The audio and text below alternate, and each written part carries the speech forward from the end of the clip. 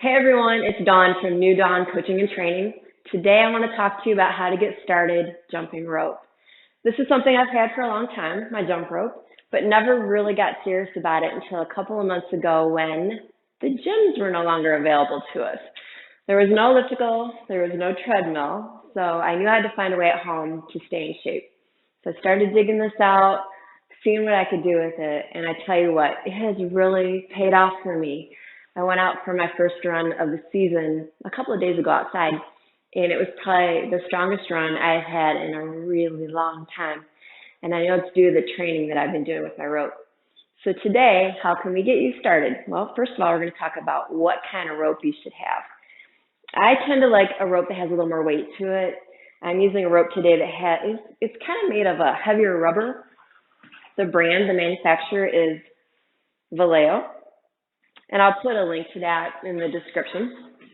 What I like is that it's got enough heft behind it that when I turn it, those revolutions are going to go really well. They're going to go smooth. The rope is not so light that I'm going to have a hard time keeping it turning. I won't be tripping over it.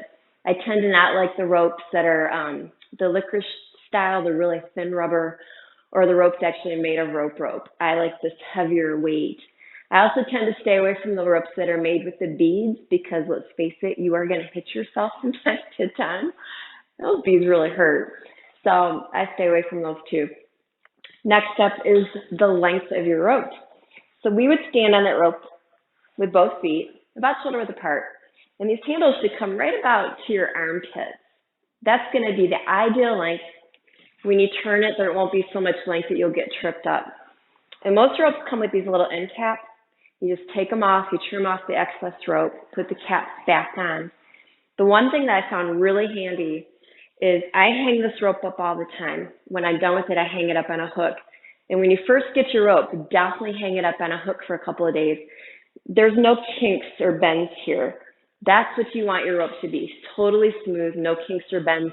Because if there are, it's going to shorten up that rope. And when you turn it, you're going to get tangled up, tripped up. You're not going to have a lot of fun, and you'll stop. We don't want that. Lastly, right now, we want to talk about shoes. I want you to get something that's supportive for the kind of foot you have.